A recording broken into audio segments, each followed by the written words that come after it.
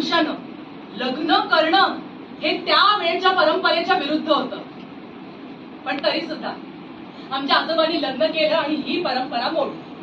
हो, पण सगळेच आपण एका विशिष्ट काळाची मुळं. हंसाबाई सुद्धा एका विशिष्ट काळात जन्माला आल्या आणि चित्रपट ते नाट्यसृष्टी हा जो त्यांचा अख्खा प्रवास आहे तो त्यांनी फक्त आणि फक्त त्यांचे गुण, त्यांची मेहनत आणि चिकाटी याच्या बळावर केलं. आणि तरी सुद्धा त्या बाईच्या वाट्याला हे असं आयुष्य यावं हे मला वाटतं त्या समाजाचं दुर्दैव आहे. आणि दुर्दैवाची त्याहून एक गोष्ट अशी आहे की आज इतक्या वर्षानंतर सुद्धा फक्त याच नव्हे कुठल्याही क्षेत्रात अजूनही स्त्रियांना तेवढाच अपमान, तेवढंच दुःख सहन करावं लागतं. मला ना अशा वेळी एक ओळ आठवते, एकची ओघ आम्हातूनही वाहे.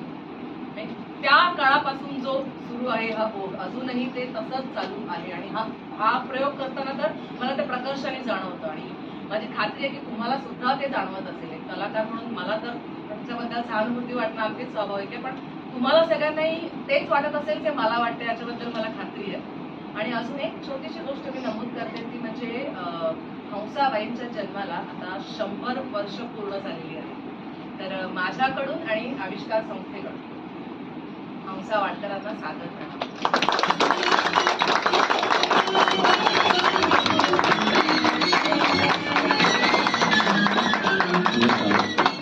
मी नाटकाचे दिग्दर्शक विश्वास सोहरे यांना स्टेजवर आमंत्रित करतो.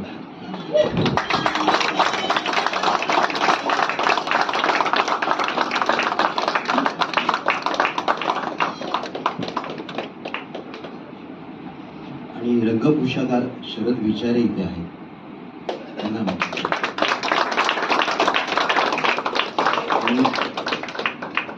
ऋषिकेश आंबरे ज्यांनी प्रकाश योजना केलेली आहे. ऋषिकेश आंबरे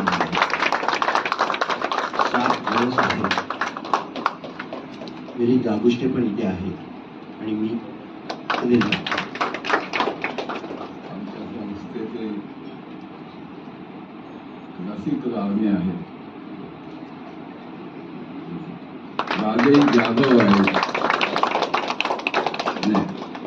हे behind the stage, behind the curtain किंवा आमच्या बरोबर असतात, त्यांची उभारी एक वेगळी असते. म्हणून धन्यवाद. म्हणजे की हा कॉन्टेंट खरंच खूप चांगला आहे असं आम्हाला वाटतं आणि म्हणून आम्ही तो सादर करण्याचा प्रयत्न करतोय. तर खरंच जर तुम्हाला मनापासून तो आवडला असेल, भावला असेल तर हाऊस पब्लिसिटी करून आणखीन ऑडियन्स आम्हाला मिळवून